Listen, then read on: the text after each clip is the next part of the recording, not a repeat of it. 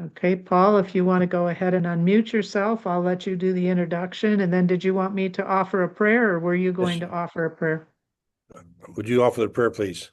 I can do that when you're finished. Go ahead. Good evening, ladies and gentlemen, and welcome to the ongoing Book of Mormon Perspectives Forum. This evening, it's my pleasure to welcome our speaker, John Croeman. I've only met him briefly when he came with a group of volunteers from Oman to Joseph Smith III home a month ago to help out with planting flowers.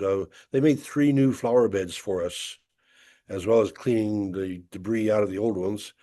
And they really have, well, one that was particularly pleasurable for me was the teardrop right where you drive into the driveway at our house. The teardrop now has a big heart at the point of the teardrop. And that heart has gladiolas growing around the edges, as well as some other flowers. And there's a couple of lilacs in it, and it's going to be a permanent flower bed. But John and his group from Matamandiaman came and worked for about 4 hours and just did a tremendous amount of work clearing the sod and preparing for 3 new flower beds, among other things. And in the process, somehow John and I got a brief conversation, and I discovered that he has been doing a project in Oman and that it has a direct Book of Mormon corollary. He indicated he had an hour and a half presentation. So I told him, let's get a couple of spots for you on the Book of Mormon Perspectives Forum. And tonight, here he is. I'm so pleased that you have somebody as speaking tonight who's had his feet on the ground to explore the Lehi journey in the Book of Mormon. And I don't have any other introductory material than that. I would note that with the summertime travels and so forth, there are some openings that have become on my schedule for speakers. There are a couple of spots.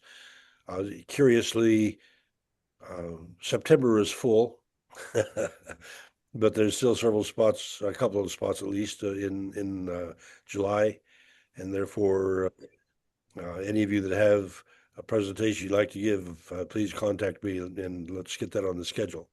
We will be asking John to give another one of those spots in July, probably.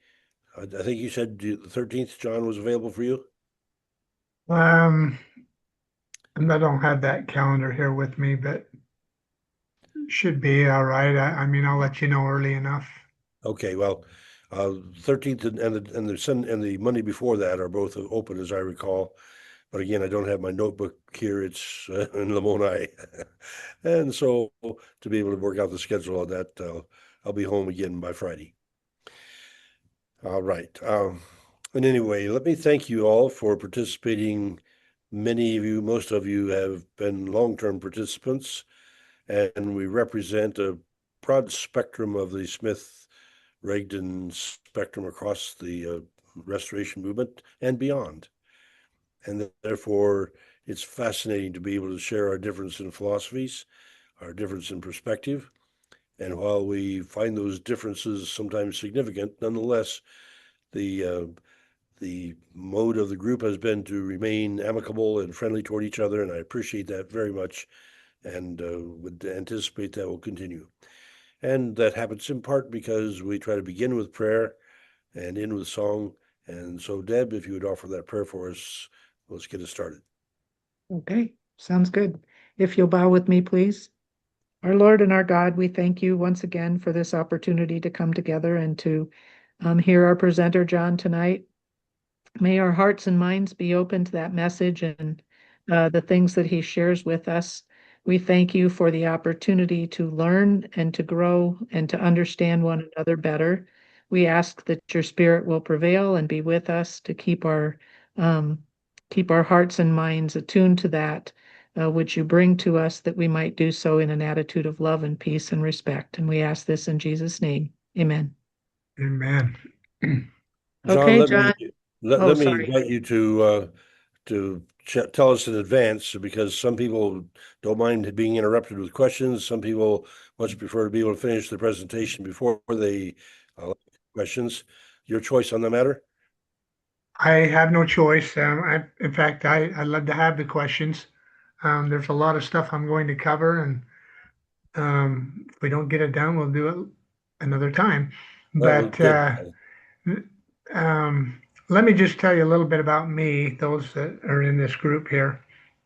I live and come from Springville, Utah. My wife and I have been called to serve at Oman, and for the 18 months, we've been here since April. And I guess a lot of you may know, or some of you, most of you probably been here, but um, we have what we call here Diamond miracles.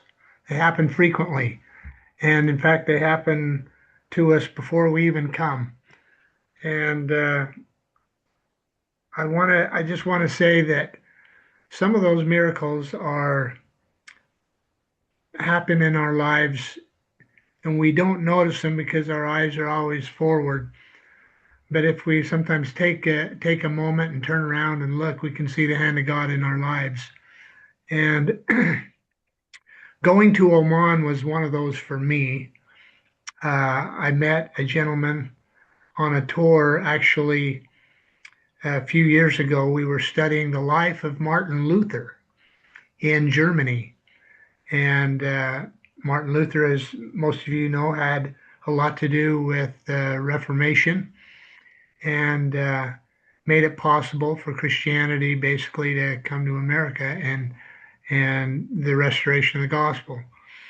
And so during this study of Martin Luther, I met a gentleman who is currently working, or is currently, but was also working in Oman, trying to narrow down the location where Lehi and Nephi built their ships and sailed to the New World. There's been a lot of study on that mostly since the early 2000s. But as early as 1986, when the first satellite image was made available of that area, people from the gospel or people from our church, and I'm sure from the community of Christ as well, were started to look at places where Lehi could have gone and looking for green areas, and that's kind of how it all began. A couple from Brigham Young University were some of the first to come out here or go out there, and Scott and Maureen Proctor. Maybe some of you guys know them, and so some work has been done there. And meeting that gentleman, he invited me to join his group. I, as a young child, had some experience in archaeological work because my parents belonged to a BYU archaeology group in the 50s. We spent a lot of time in the desert of southern Utah digging up Anasazi sites and recording them, and so I kind of learned how to do some of that. I did notice there at the Joseph Smith III place, Paul showed me the excavation going there on the outhouse. Looked very familiar to what we're doing in Oman, and so I'm fascinated in that. I hope to maintain my eye on that location, see what you find there, and actually offer any assistance if you need it. But with that, I would like to just say that if you have questions, speak up. I'll stop and then you can just go ahead and ask the question and I'll answer it the best I can. Before I start this, though, I want to explain a couple of things with regards to the people that are in this area. The Southern Arabian Peninsula, including Yemen and Oman, is a tribal area. Has been for 3,000-4,000 years. These people have been tribal people, and not much has changed. Um, they're called the mountain people. Don't know why, other than they're just not on the coast. They're in the highland, and everything else is flat once you get in the highland. So about 500 years ago, these people had the Muslims come in to their area and conquered them and completely wiped out their history, their language, everything. They basically did to these people what the Assyrians did to Israel back at the time of Lehi. They basically took them and just completely destroyed their history. So they now speak the same language, but it's not written and hasn't been written for several hundred years, which is very significant to my presentation. And I hope you find that part interesting when we get to it. Um, uh, let's see, let me think of one more thing what I was going to say. They speak a language which is called Jabali, which does mean mountain people. And they understand Arabic, they understand Hebrew. In fact, the Jabali people are more Semitic than Arab. You know, from Ishmael. There are more of them from the Semitic languages of Israel, but many centuries removed, and predominantly they are all Muslims and speak Arabic. Just because being conquered, but most of them still speak the old language, and that's significant. Last Excuse me, thing, John. yes, How go many ahead, people are Paul. how many people are we talking about who are speaking Jawali? Oh, I would say there's 15, 20,000, you know, in the villages between Salalah and Yemen. Just, I mean, there's many that do, but I wouldn't be able to count that. I don't know. It's just spread out in all the different villages. They speak to each other frequently in that language. Okay, thank you. So anyway, last thing, my purpose today for all of you, um, and for those that I give this presentation, is not about uh, Oman and the people there, as much as it is a witness of Joseph Smith and the Book of Mormon. My hopes is that this will fortify your faith in the Book of Mormon, in Joseph Smith, or at least cause you to consider, based on what I report here, um, my witness of Joseph Smith in the Book of Mormon. So with that, I'll share this and we'll get started. Any other questions?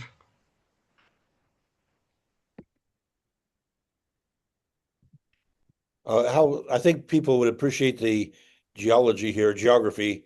How far is Oman from Israel? I will show you that in just a second. All right. Jerry, did you have a question Yes. or comment? Is Rick Hauk part of your group? Rick Hauk is the lead archaeologist. Do you know Rick? Yes. Well, years ago I did. Rick and I are very close. This last year, this last February, we got out of Oman about 4 days before the bombing started in Iran. And so we were pretty lucky. And Rick and I have spent a lot of time together. My part of my responsibilities is to help Rick get along, and any way I can help him. He's getting older. He's 83 or 84. And so, no, Rick and I are very close. Okay, thank Uh, you. okay. Okay, so let me move this. There we go. All right, Lehi Lehi's bountiful, the land of the prophets. The Jabali people call this the land of the prophets. And if any of you have ever been there, you would note that there is a belief that Job is buried in an area near Salalah, and there's actually a shrine to him and also a tomb that they say is where Job is buried.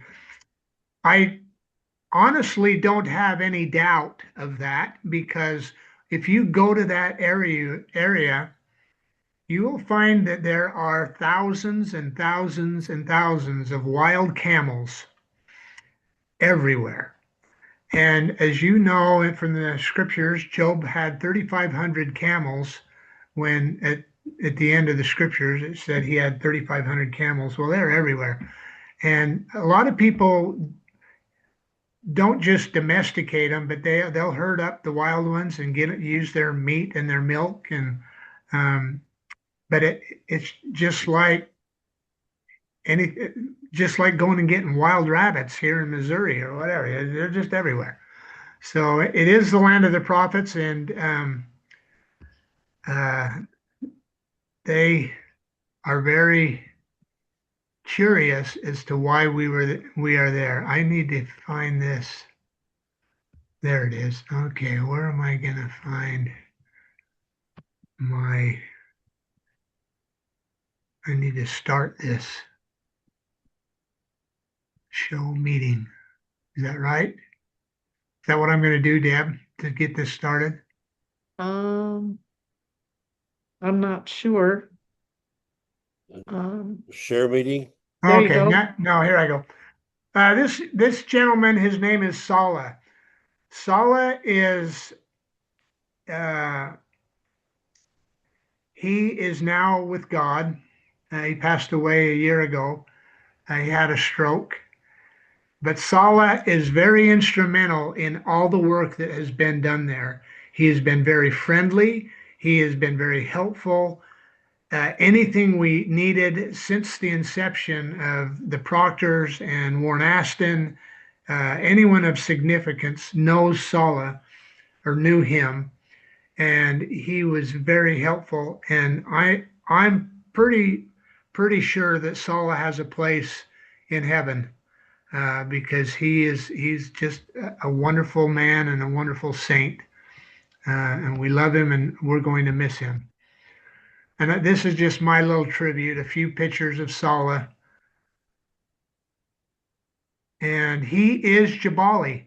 Sala was born in a cave in this site, and right there's the cave he's sitting in, looking down into what we call Lehi's Bountiful. To the right there, you can see the foothill of the mountain that we call Nephi's Mountain. But Sala was born in this cave, and he's just an amazing guy.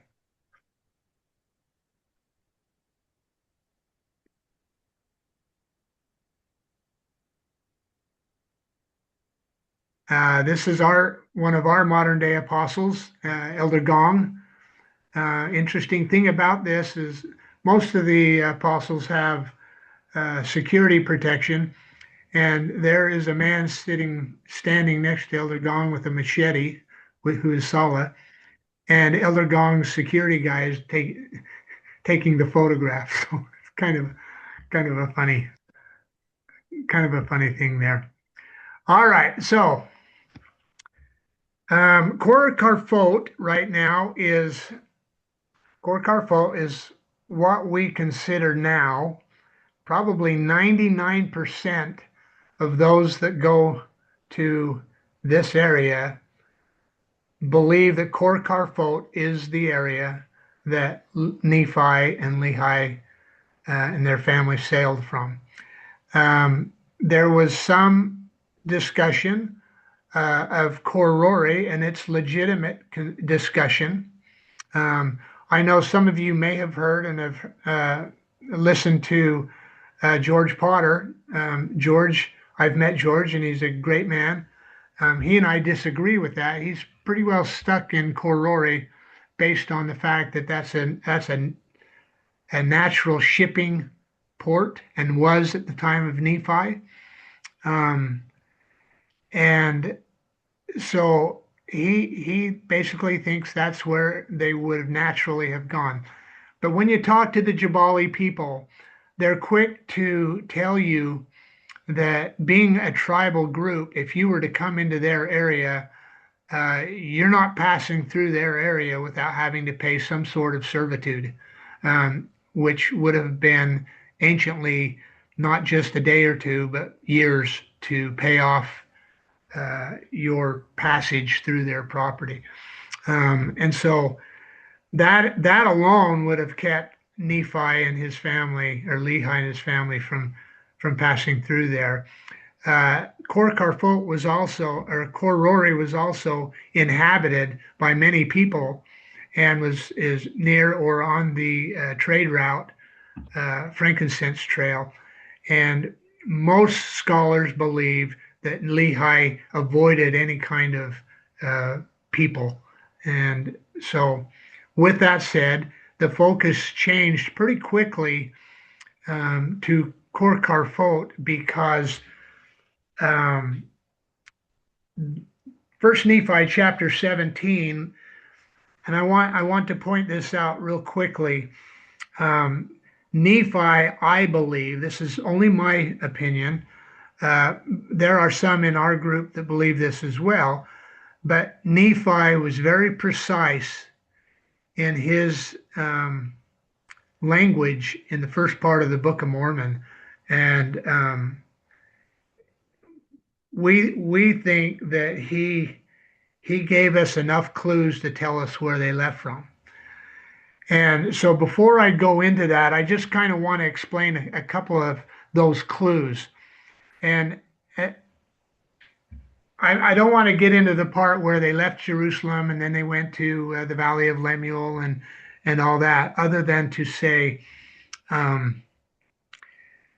when they traveled there, they traveled, Nephi said, in the most fertile parts of the land, and which to most of us mean that they stayed in an area that was green. There was plenty of food. There was plenty of water. There were animals to hunt, and that part of Saudi Arabia, the western side, is green and fertile. And if any of you have been to the Valley of Lemuel, you know how green that is, and there is fresh water there. But as they traveled, one thing changed in the Book of Mormon. Nephi didn't say, he said in the beginning, the most fertile parts. But then he said later on, they were traveled in the more fertile parts. Now, why would Nephi make a change in a word there, other than maybe to leave us some sort of identification of where they were at? And the other part of that is, as they traveled south along the Red Sea, we remember that Nephi's bow was broken, and it was made of steel, at least steel according to their day. The steel that was made back then was very spongy. It was porous. And as they traveled in the desert, and the drier it got brittle and it broke. And so at the same time, Nephi explains that they're in the more fertile parts of the land. So we changed from probably a humid area that was a little more humidity and wet, to a drier desert part of the Arabian Peninsula, which it does. The further south you get, the drier it gets, to where his bow broke, and Nephi said, well, it's now more fertile. It's not most fertile. It's drying out on us. So from there they went to Nahom, and we know what happened in Nahom. Ishmael died. They buried Ishmael there. There has been a stela discovered in Nahom recently. A gentleman from Scripture Central found one that has the name Ishmael on it, and the carbon dating they did on that comes out to around 500 and something BC, 590 or 592, somewhere right in there. And Ishmael, he's not saying that's the Ishmael we're talking about in the Book of Mormon, but it does tell us that there was an Ishmael there, and that is a real name that of somebody that was buried in that area of Nahum, and it just happens to fit the timeline that we're looking for. So um, I would say Rick Hauk. Um, I love him for a lot of reasons, and one of the reasons that I really love him is because Rick is a very spiritual man, but he likes to back up his archaeology with science. Um, and, some of us and some people in the world question science a lot, and we should always question science. But science can also help prove things and back things up, uh, at least to a certain degree. And so, as we study things, especially in archaeology, um, it's important to get your theory, your spiritual theory, or whatever it is, and then try to back it up with some sort of scientific data that will give more credibility to your cause.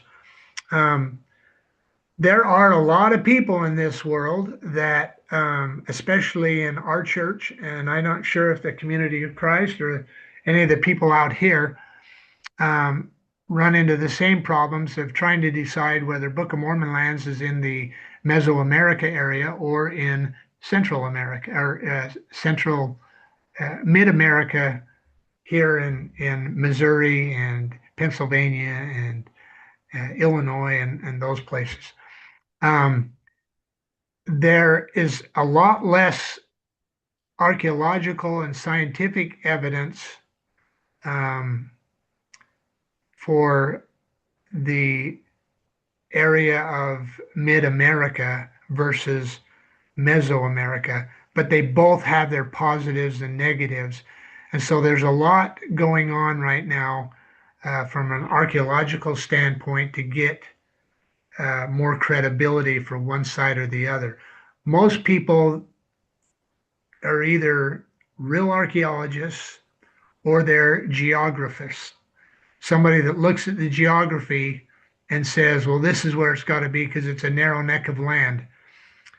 And some people look at Mesoamerica for the narrow neck of land being around Panama, and some look at up the upper Great Lakes as the narrow neck of land for mid-America. So if you're just looking at things from a geography standpoint, you can find lots of things that fit. But until you really get into the scientific world and research, where you actually dig things up and you find things and you date things, and your credibility can only go so far from a geography standpoint, is what I'm trying to say. Any questions on that? I don't want to get too much into that, but that's where I'm at now. I am not clear that you're suggesting that both the Mesoamerican and Heartland models are supportable from your vantage point and therefore scientifically based. I lean toward the Mesoamerica because there's a little more scientific proof, but I haven't made up my mind, and kind of in my mind at this point doesn't matter to me until more is given. And we do know Nephi spoke a lot about this, that they will speak from the dust. So there's probably some more things we're going to find eventually that will give credibility to one place or the other, I would think. But we're today going to talk about Oman, and I think we're pretty good at, I'm going to make an argument for this being the site. And so Nephi and his family. Let me, John, because you mentioned George Potter as well, and we've had him on, and his position would be that the land of Nephi is in South America, not in Mesoamerica or the Midwest.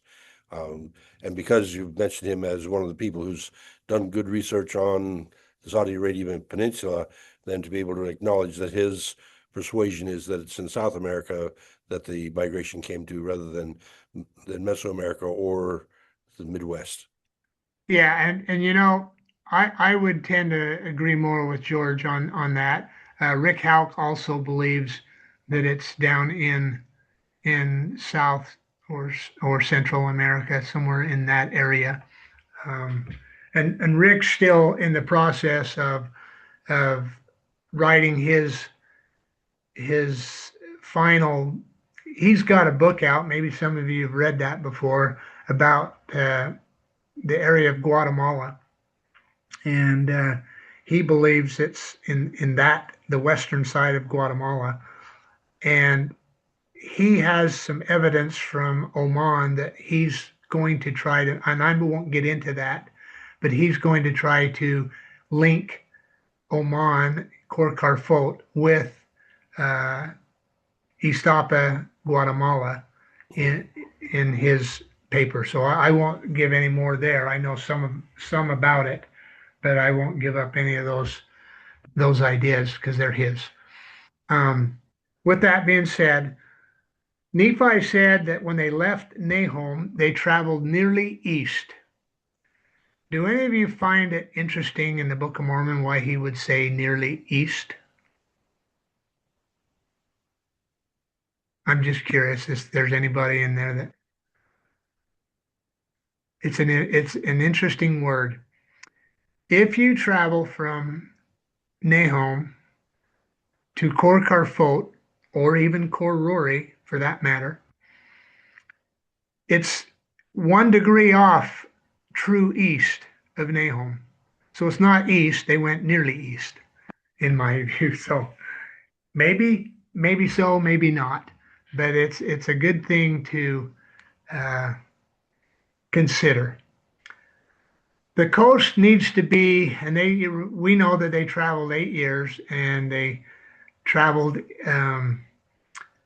in the desert where they didn't cook their meat, they ate raw meat, and they didn't build fires. And I don't know if any of you, I'm sure George has talked about the empty quarter there. It's pretty desolate. It's very desolate. And so they went, and they were pretty excited, I'm sure, when they got to this area of Oman. For me, it's another argument about going to Korori because they got to a pretty fertile area of the peninsula. Why would you go another 150 miles further on foot and camel when you could get it all right there? And so that's another argument. Both the general area and the location where the Lehites camp must be fertile and capable of producing crops. All this is listed in chapter 17 of the Book of Mormon, First Nephi. And it's a very fertile land. It's very green just before the rainy season starts in the fall, all the way through. And in the summer, it's just beautiful green. Problem is you can't go there, it's so hot. And so, but there is a breeze on the coast that makes it a little more easy. It must be very fertile, I said that. Fruit and wild honey. Sala, our friend Sala, he showed us a couple of years ago where he used to harvest honey from the beehives, many beehives all over the trees and in the hanging from the cliffs. It's limestone. He went up in a tree and he cut off part of the beehive, took the queen out and put her in the part that he left in the tree, and then harvested the honey out of the part that he cut out, all with no gloves. His arms were bare, no stings whatsoever. And so he knew what he was doing anyway. He said he did it all the time as a child. But then he said, the bees around here, the honey bees around here, don't have stingers. So he wasn't too worried about it. There must be timber available to build a ship. There are numerous tamarind trees there that are very large, with maybe 2.5 to 3 feet in diameter and 50 feet tall. Plenty long, pretty large to get timber, and it's a good hardwood as well. Fresh water must be available. There's springs all up and down the wadi. Mountain must be located nearby. You saw a little bit about it in the opening photograph. Cliffs overlooking the ocean must be present to account for Nephi's brother's attempt to throw him in the depths of the sea. I'll show you some pictures of that. Ore and flint must be available with which to make fire and fabricate tools to build a ship. This is one argument against Korori, in that there's not very much ore at that part of the peninsula. Very little amounts of ore is found there. You have to go further north up toward United Arab Emirates in order to get into some ore. And in 2022, I went with Brad. What's Brad's? Larson. He's a geologist. He came and he and I went up the Wadi Sheikh, and looking for ore. And being 85, he was only able to go about maybe 2 miles up the wadi, and so he gave me a quick lesson on geology and how to spot rocks that may contain ore. And I had just come back from climbing to the top of Mount Aconcagua in Argentina, a 24,000-foot mountain. So my legs are pretty strong and my back's strong. And I went up the wadi collecting rock, and I went up about 10 miles, nearly to Salah's place up on the plateau, and brought back 40, 50 pounds of rock in my backpack. You only need 5 to 6% ore out of rock to be able to smelt it to make tools, but you're not going to get a lot. So you gotta do a lot of smelting to get 5 or 6% out to make tools. But the ore that I brought back had over 30%, or the rock had over 30% iron in it. Easily able to smelt and get tools to make ore to make tools. Brad thinks I was near the source. We have not actually found and looked for the source since then. He has not been back there yet. He wants to go back, but it hasn't been on the priority list at the moment. Rick being in charge of the site now, thinks that he has enough information, enough proof to verify that there is enough ore to make tools. Okay, so no resident population at the time of Lehi's arrival. There were only the tribal people, and very few of them for that matter. So Lehi and his family would have avoided as many people as they could. Eventually, and they, from what most people think, they stayed near or at certain times used the frankincense trail, but for the most part, most believe they would have avoided as many people as possible. And with the use of the Liahona, they were able to probably do that. Wind and ocean currents need to be capable of carrying a ship out into the ocean. You can go either way. You can go around the Horn of Africa, or you can go all the way through Indonesia. They've been doing that for thousands of years. And so both ways are possible. Rick has an argument for going east to Indonesia and then crossing the Pacific.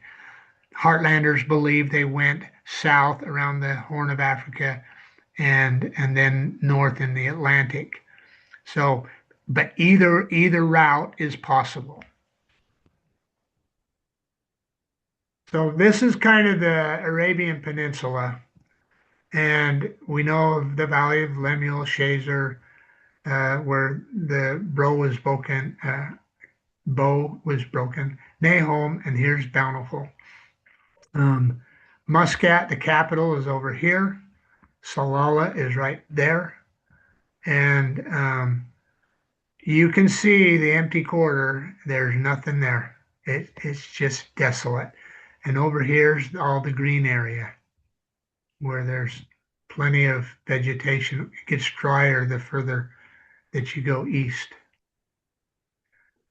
I just want to point out that one of the most, maybe some of you know this, maybe some of you don't, but a few years ago, 4 or 5 years ago, 3 altar stones were found at Nahom with the 3 letters, Hebrew letters, that spelled Nahom, which is a very important archaeological discovery to actually find some altar stones with Hebrew writing on them, spelling that name.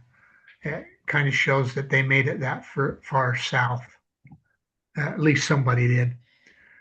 I'm just going to show you some pictures here of the area for those of you that have never been there. This place is called Lulu's. It's kind of like Oman's Walmart. We buy everything when we go there. In fact, just for your information, we fly into Muscat and then we take an hour flight into Salalah.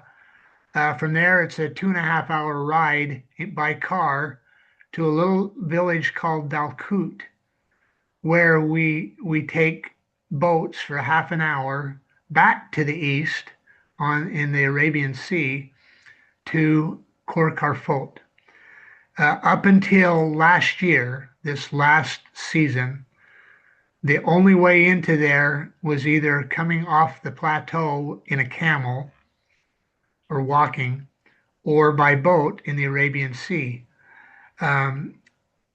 One of the local heritage and tourism ministers got a wild hare this last year, and they cut a road all the way to Khor Karfot from both sides, from Dalkut side and also from Sarfate side.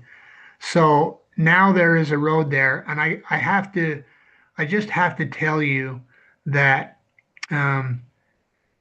when we were there this year, we felt, because that area has been very sacred to us, very spiritual to us, we felt violated that they cut that road in there, because while we were there working, people were coming in and out. So now, instead of being a very private, well-preserved preserve, which it is a preserve, now we have people in and out of it. And as you know, sometimes that's not a good thing. For some, it might be, but for us, it felt kind of a violation of something very sacred. Either way, it was made it possible for us to get in a little easier, and it may in the future. There was a big war among Omani officials about that road. Those closest to the Sultan were infuriated that this minister, a local minister, would cut that road. But now it's there, it's there. And what they do with it, they do want tourism there. They want us very badly to build a visitor center there, which we really don't want to do. But we'll do what they want to do. And if they want to give us some money and have us build some sort of tourist visitor center, we'll do it. I will say that there is enough archaeological evidence there to keep an archaeologist team busy for the next 100 years, working every day. This area has been inhabited by the ancients well before, at least 4,000 years before Lehi. We did in our dig this year find a very good arrow point that dated to the Paleolithic times. So it's very old, back to the Sumerian period. Uh, so there's archaeological evidence everywhere down there. And for this local guy to give permission to build a road was kind of infuriating to those at the top. Have any of you ever seen this in America? A camel crossing sign. They're everywhere. You can see over here, and they're also in the road.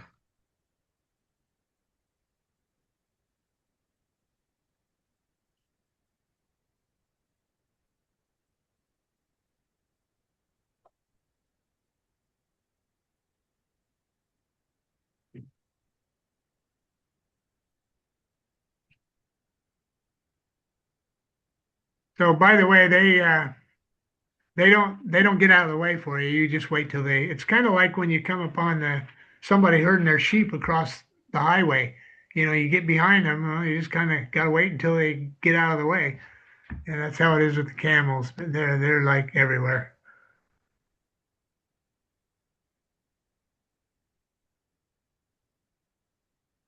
Okay, well, I want to tell you one other thing here.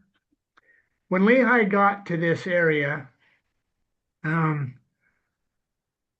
well, I should back up a little bit. When I first went in 2022, um, there I mentioned this is a preservation or a preserve, and in order for us to work there, we have to be accompanied by a local ministry official all the time. The whole time we're digging, he has to be there.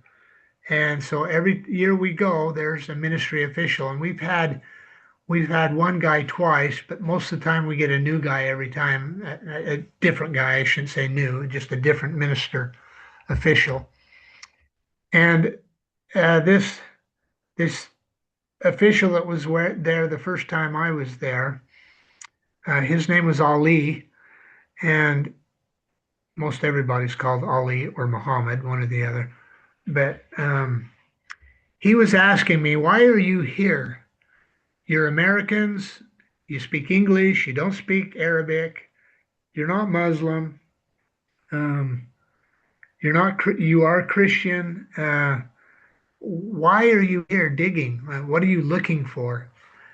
And at first, I really didn't understand how to answer that question, mostly because I was new that time and I had been told, be careful what you say.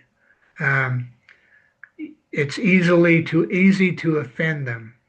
And so, and you just want to be careful what you say, especially since you're a Christian and they're Muslim. So Ali asked me about this, and I took a moment and I thought about it, and then I remembered they had mentioned that this was the land of the prophets, and so I said, well, let me tell you a little story.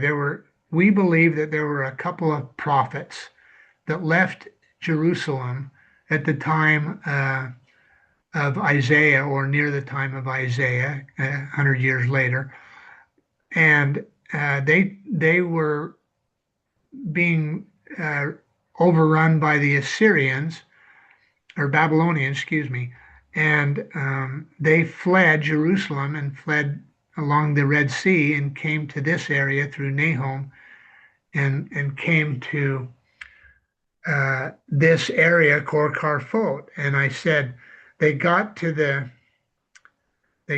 water here, and they called it Iriantum. In the Book of Mormon, it talks about them coming in verse 5. We called Iriantum, the waters Iriantum. And Ali looked at me at that point of time and he says, no, that's not it. Now, I told you that he's Jabali. I didn't tell you he's Jabali, but he's a Jabali. He speaks Jabali, and he comes from that tribe.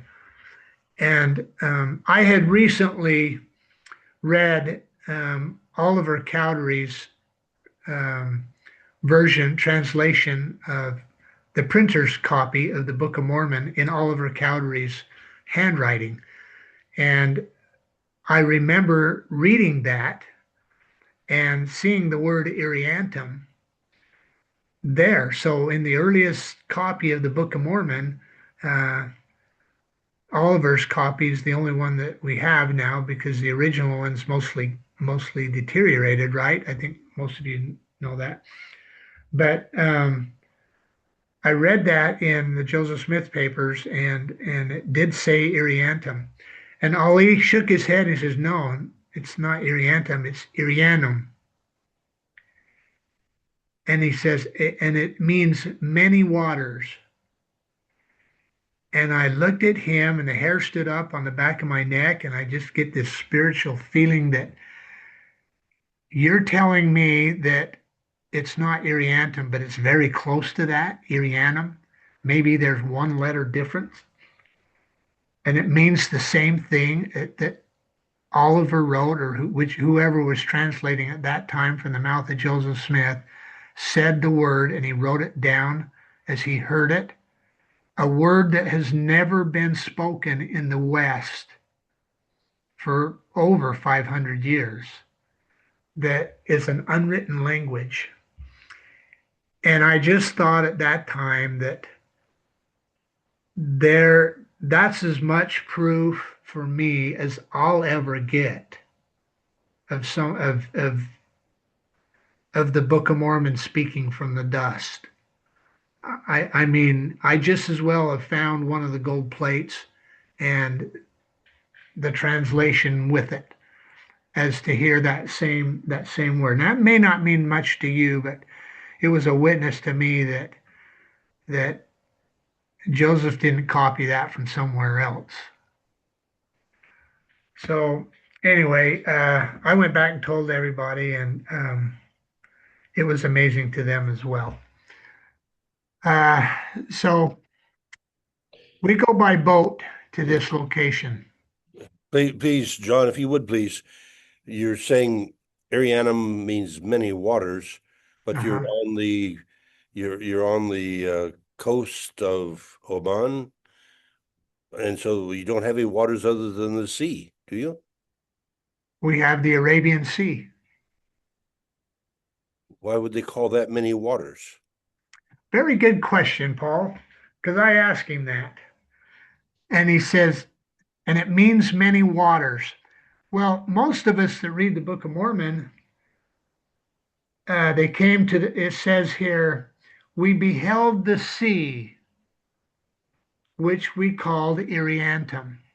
So Joseph said in the translation, or when he wrote it down, or Nephi did, being interpreted as many waters, which is true. The word Irianum in Jabali means many waters.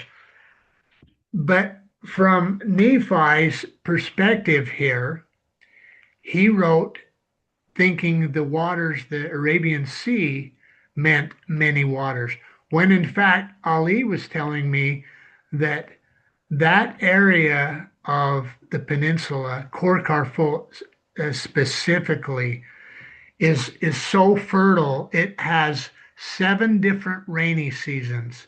Now, if any of you have been to the Middle East, you know that there's usually 2, the early and the early and the latter, they call them, and it has been for centuries. But this part of the peninsula has 7 different rainy seasons, various degrees of rain, some heavier than others, but nonetheless 7 different. So they interpret it as being they're in an area with many waters, many different rainy seasons. That intrigues me, but it also intrigues me that it appears that it used to be, and we're talking about thousands of years ago, that the whole region was much more fertile and productive, and today very brown. But we have in northern Egypt, we have quite a lot of cave evidences of cattle drawing, cattle being herded and harvested, and today that's desert. So apparently it was a herding area earlier. I'm wondering if Saudi Arabia was fit that pattern too. Yes, it did. In fact, they have had somebody, before I got there, they had a professor that studies pollen. I don't know what you call those, pollinologists. I don't know what you call them. Palynologists. Yeah. And anyway, they did some pollen samples there and yes, they did find that it was a much more fertile area back then, 2,000, 2,500 years ago.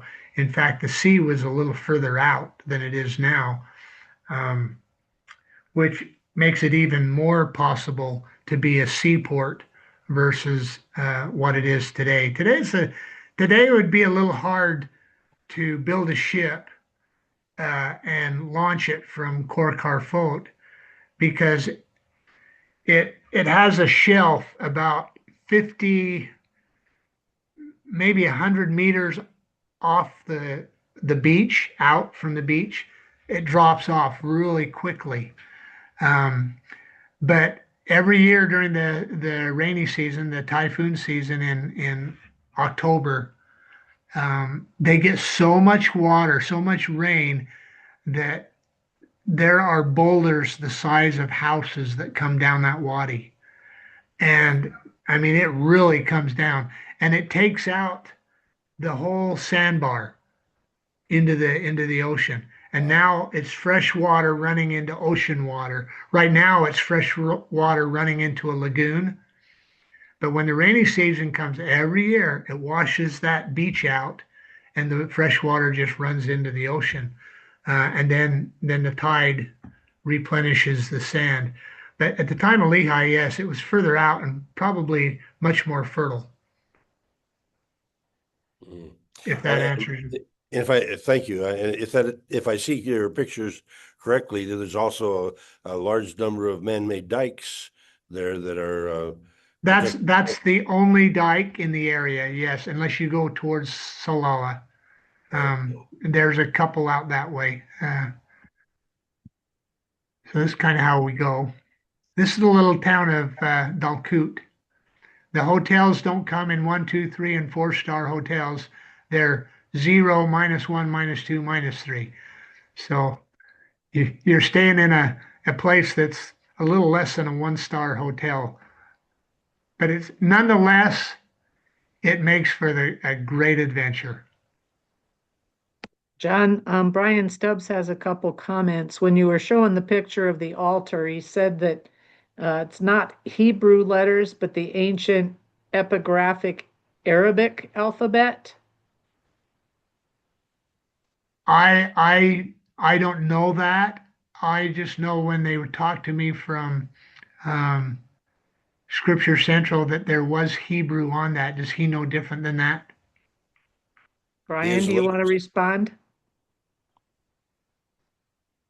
Is Brian still on? I'm not sure if he's still on or not. He is a linguist and therefore would not likely say that without having good basis for saying so. Okay, I'm not seeing that he is still on. Perhaps he'll come back and join us. And then he also affirmed what you said. He has heard a man from that area say the same thing about Irianum. It's what they say, it's only lacking the T. Yeah, yeah. I saw Ali last year again, and I had him. It basically starts with, it's not spelled the same. It starts with the double R. There's no I in it. The sound is Urianum. And, coming from the translation, it's easy to see how it was written with an IR, Irianum. But anyway, yes, on the altar stones, all I did is have when that discovery was made, there was a pretty big article about it. And the guys from Scripture Central were telling me about it, and so that's where I get that information. I probably shouldn't mention that other than unless I was sure, but I do know it ties back to um, back to somehow to Hebrew. Okay. Oh, Brian is still on. Sorry. Um, he'd unmuted, but nobody could hear him. So at least you're still with us. Yeah, I'd be interested to know what he has on that. Okay. Well, hopefully he'll get it figured I'll out. move on and he can get it to me if he does. Okay. Um, these are local Jabali farmers, and they brought over some fresh camel milk they just taken for us, and it's pretty good. I don't know how many of you would drink out of a camel that just got freshly squoze, but very sweet. Our systems wouldn't handle a lot of it because it's so sweet, but if it was chilled, it would be much better. I took a drink of it and it was pretty good. That's Rick Hauk right there. This is Sala. This is Ali that I was telling you about. This is the local imam and just a local friend of Salah's. I don't know who this guy is. And this is Ali this year that I took a picture of him. Okay, let's get into this area a little bit.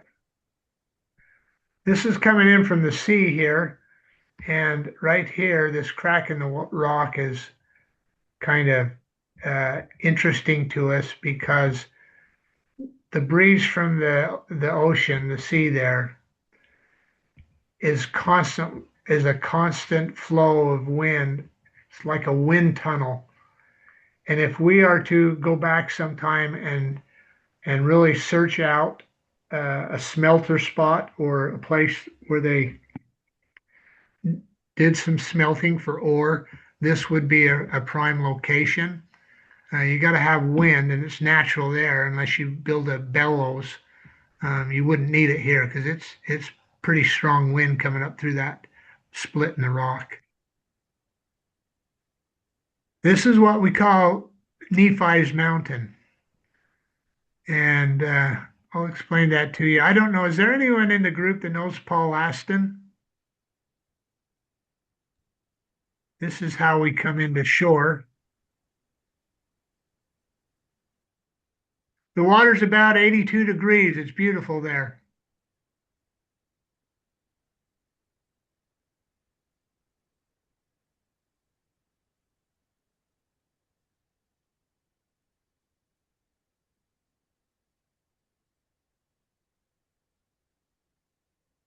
Come on, John.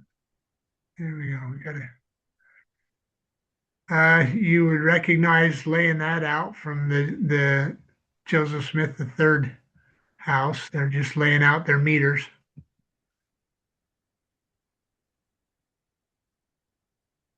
So one thing we found there when we first got there is a ziggurat right here. There's a small pyramid that we started 2 years ago to excavate it, and this area right here is all washed down from the mountain over centuries. So the base of the pyramid is about 20 feet below this surface right here. And if you go to the other side, it's about 15 feet. So it's just washed down from the mountain over a long period of time. And it's a four-sided pyramid. This year last year we exposed the entire top to bottom on a 2 meter wide dig all the way from the top to the bottom, and it's a step pyramid.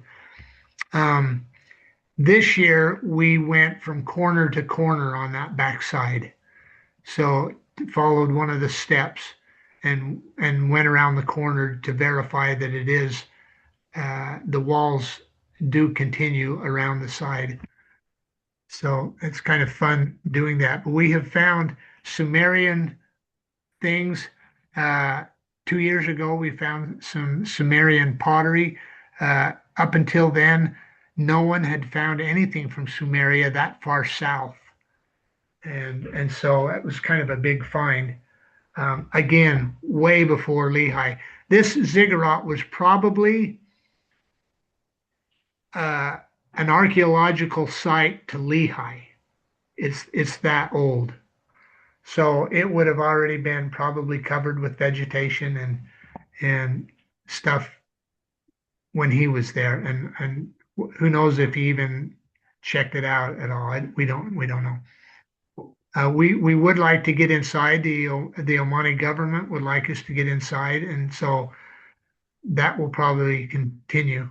This gentleman is Scott.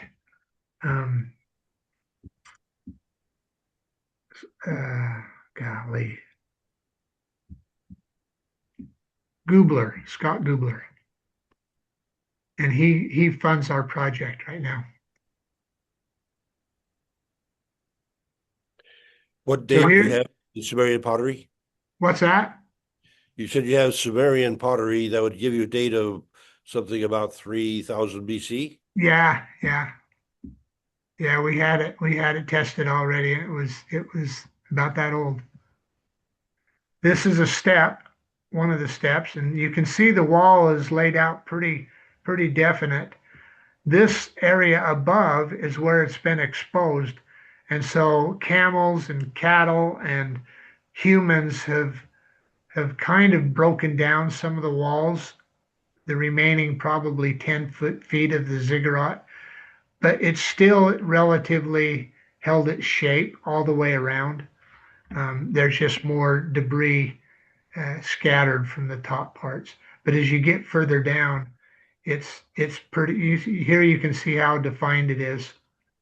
And down here is the bottom.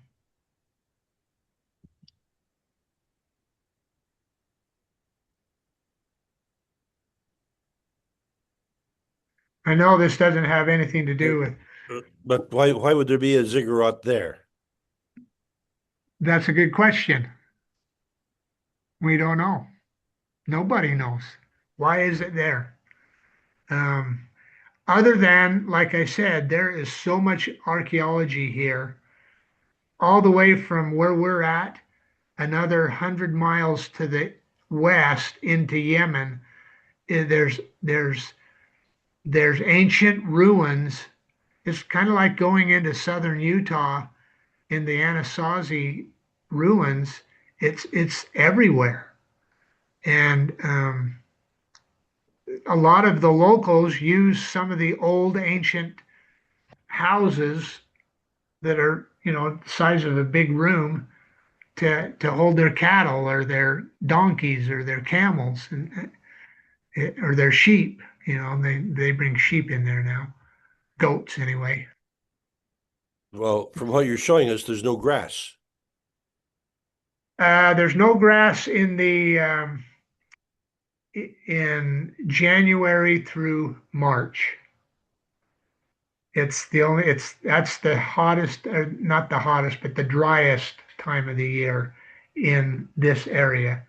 Then the rainy season starts about the middle of April and goes one of the rainy seasons, and then it gets real hot. Starts to dry out, but then the big rainy season comes in the fall, and it really turns really, really, really green. A lot of flowers, a lot of blooms and stuff. So, well, but you indicated there are hundreds of camels, wild, if I understood correctly. How would they survive 3 months without anything to eat? Oh, there's plenty to eat there. It's dry, but it's not void of vegetation. Okay, I just wasn't seeing it then. There's still a lot of vegetation they eat. these are Omani from the Ministry of Heritage from the government side. These are the guys that are a little upset that they run that road uh, to this site. These guys are right under the Sultan. It's kind of like having our Secretary of State come out and visit. These guys, this is the first time they had ever been there. They had no idea the amount of archaeology that was there, these government officials. They said, why do we have people in here, uh, meaning their people, their local people? Why are we allowing people to come to this site if there's so much archaeology here? It should be cordoned off and no one should be allowed. And then Rick kind of explained to him, well, it's all the way up and down the coast. You're not going to close the whole coast. These people live here and they're always been here. And all this stuff has survived. You start building a road here and bringing local tourists in here, then yes, you will destroy the archaeology. I want to go through these quickly because I know we're getting done with time. How much time do you have? Well, it's about 10 after 9. We commonly try to end the presentation around 9 so that we have time for questions and answers. But you said you had an hour and a half presentation, so if you're halfway through that if you need to go farther to get halfway through, then proceed. Let's see. I think I could have some questions now and be about halfway. Okay. I'm pretty much there now. Okay. Questions? Everybody knows how to do it. Down at the bottom of the screen, you have the icon that says to raise your hand. Brian, I know you're back with us. Are you able to talk to us now? Yes, can you hear me now? Yeah. Yes. Hey, there he is. Yeah, I got a new computer and it doesn't seem to do this stuff, or I don't know how to work it. So I got my old computer out and re-enlisted or Yeah, we opened can hear and see you just fine. opened your open the stuff on this old computer, so so it works, I guess. Yes, yeah, yeah, it's that my comment on the Hebrew versus ancient epigraphic Arabic. Yeah, I read Hebrew and I know those letters. I read Hebrew and Arabic and Aramaic. That ancient epigraphic Arabic is a different alphabet, and it's a branch of Semitic, not the same as Arabic, but fairly closely related. And it's an ancient alphabet, and but yeah, very interesting. In fact, well, we won't go into that.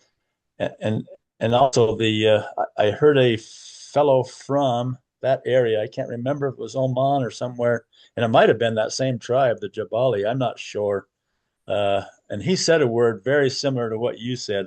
I thought I heard Irianum, just like you It, said, except with an initial. I mean, a double R to start a word with a double R is uh, interesting. Not impossible, but rare, I guess, in languages.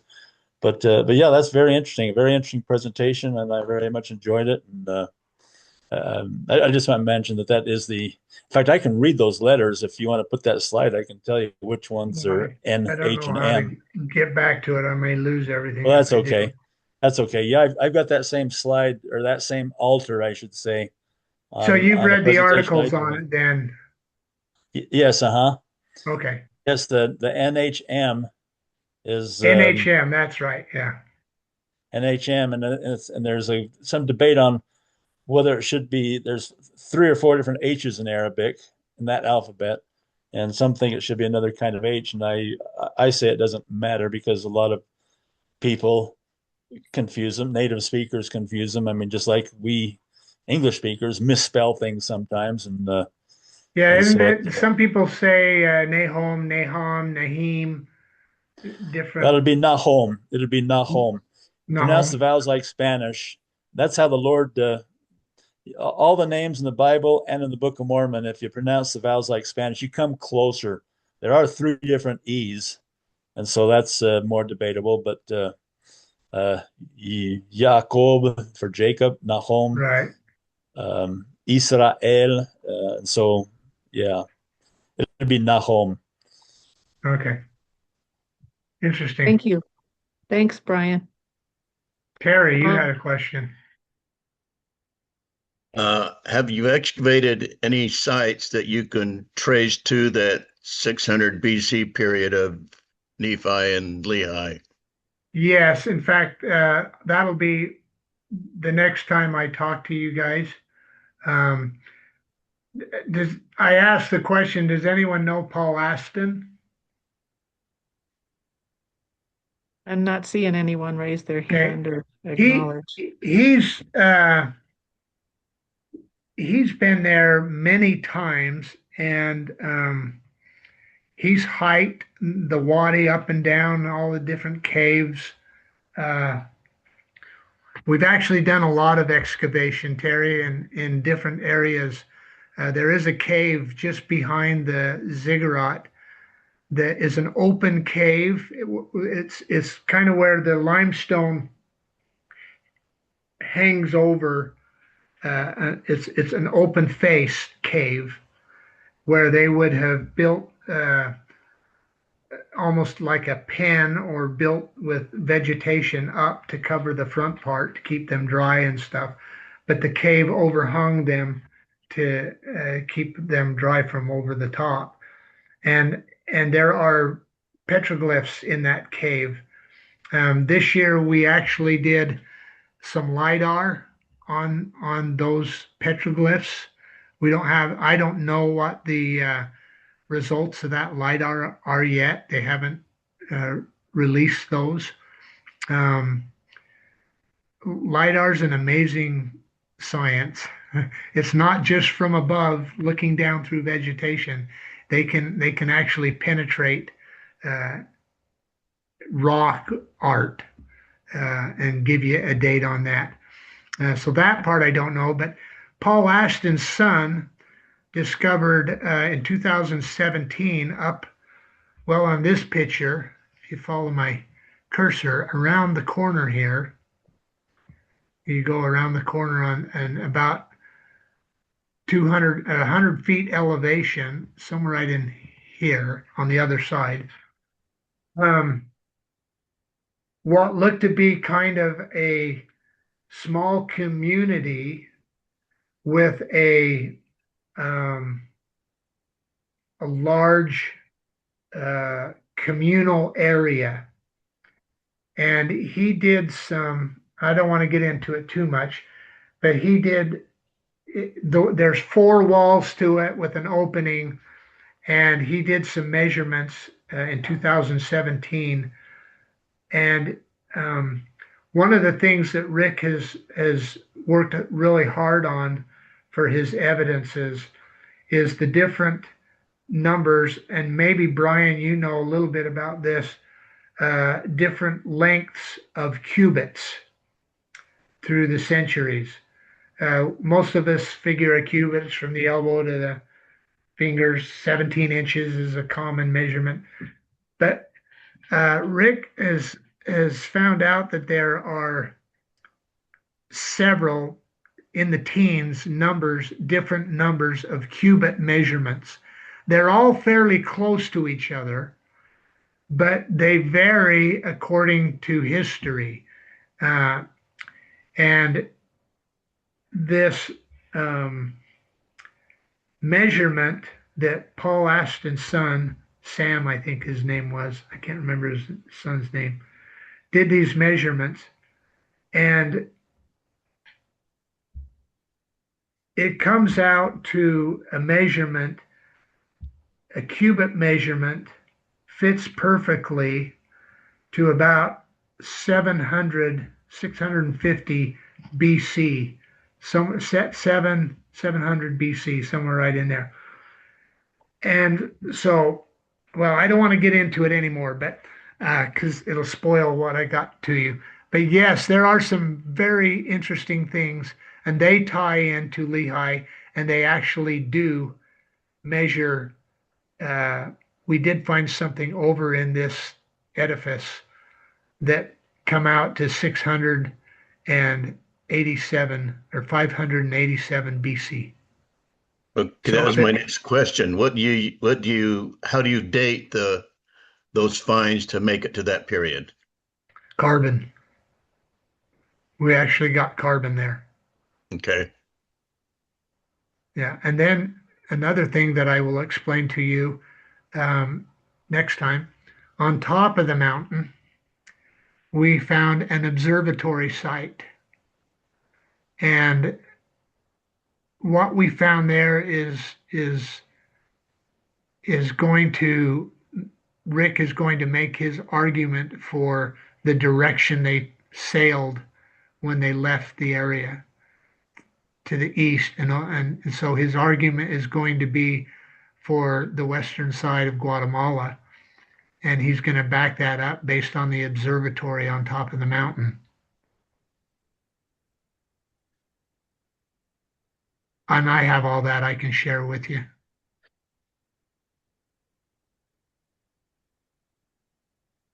If Other questions?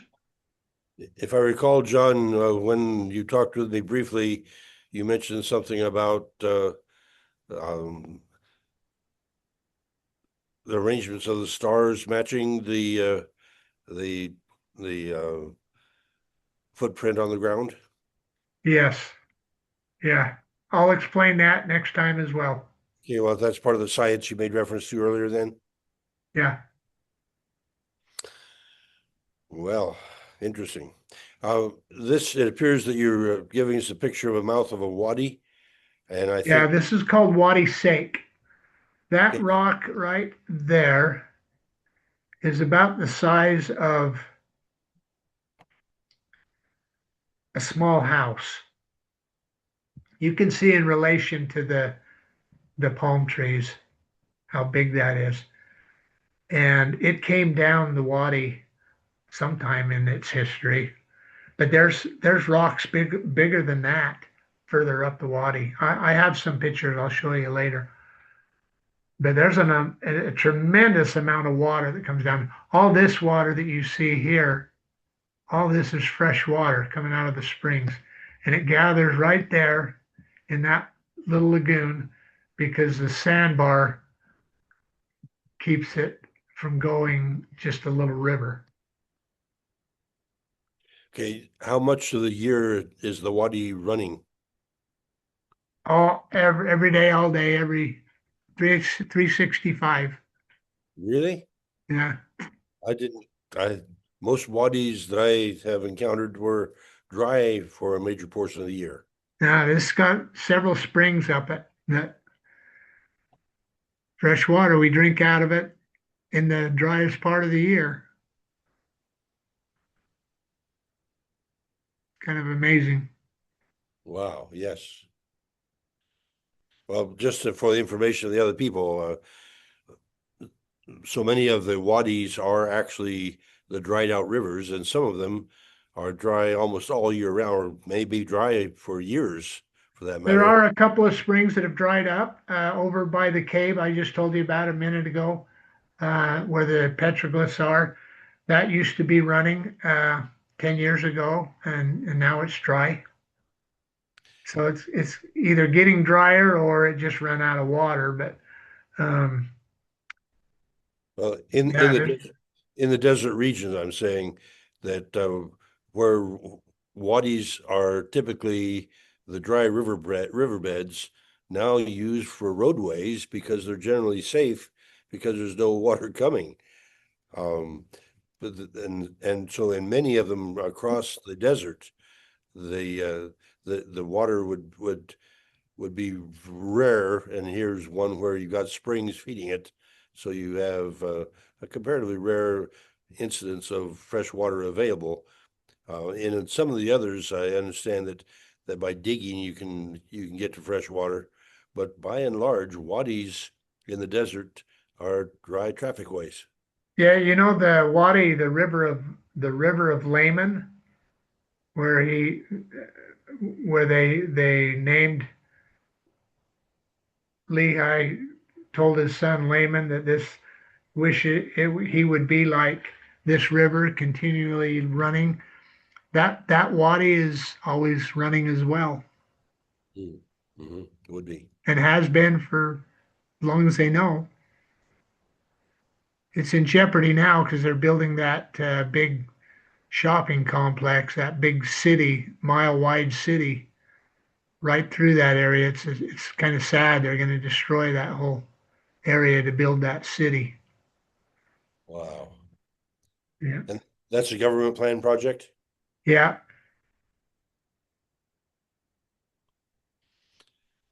Interesting. Yeah. Any other questions? Well, I just wanted to thank you for your presentation. It was quite interesting. Oh, you're welcome. And hopefully you'll come back and listen to the other half. That's the better half. Well, I'm sorry not to have that here. I think July 13 is when we have him booked to come back. But without my notebook here, I'm not in a position to be able to verify that. I'll just tell you because you sent me a text. So it's not this next Monday. It's July 13th, you say? I think July 13 was the date that we had him rescheduled. Okay. Let me look at it. I know I have it here somewhere. Okay, then when you found that, Boyd has a question or comment. Go ahead, Boyd.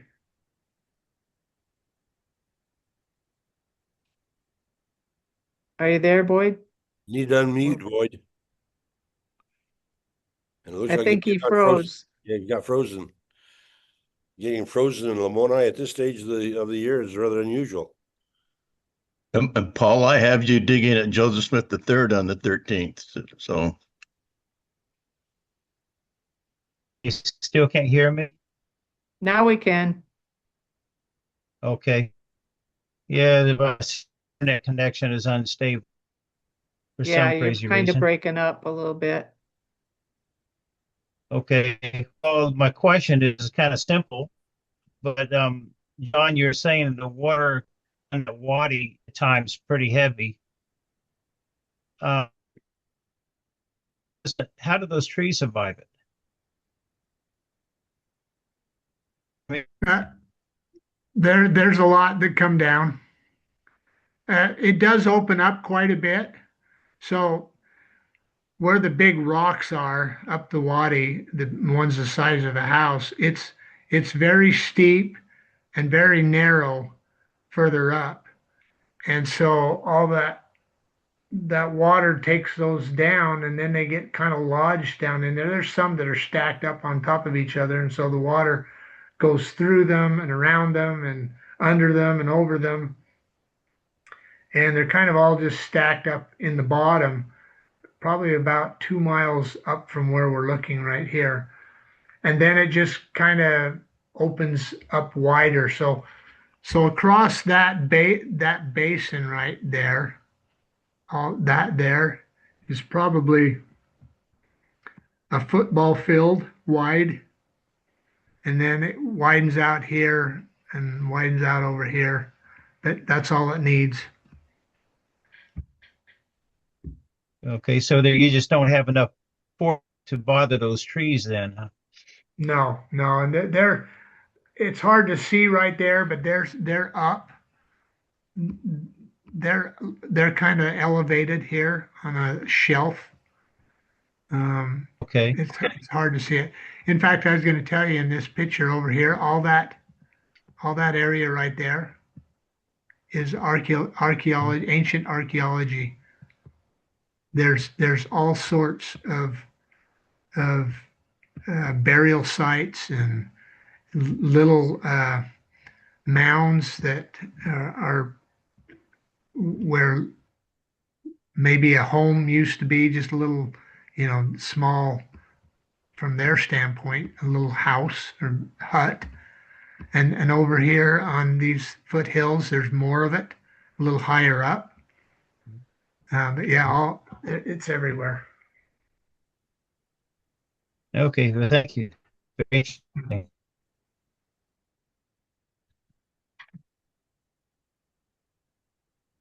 Yes, well, let me I thank would really like you. to hear that next. Yeah, I would really like to hear that next presentation, but I'm not going to be here next 1 week from today.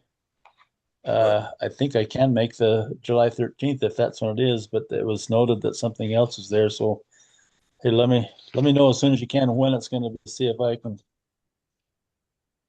get there to listen.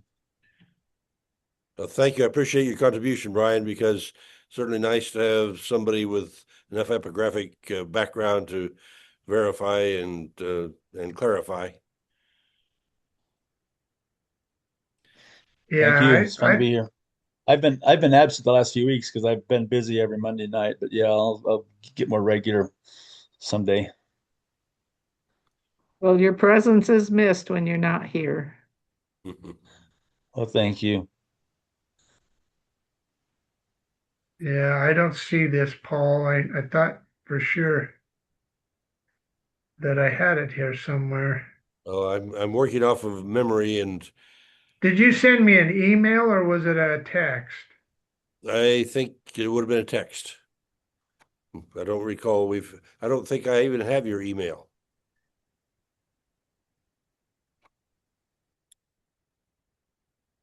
Let's see. Because you sent me one telling me that, was it Brian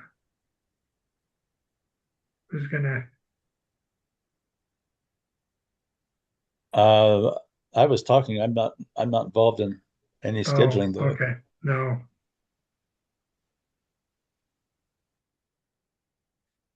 Well, you just have to remind me, Paul. I'll make it possible. Well, I think it's July 13 that we have you scheduled. But again, I'm sorry. I recognize. Well, thank you for playing. I'm pretty available on Monday nights, so if it's busy, uh, we'll work a day out.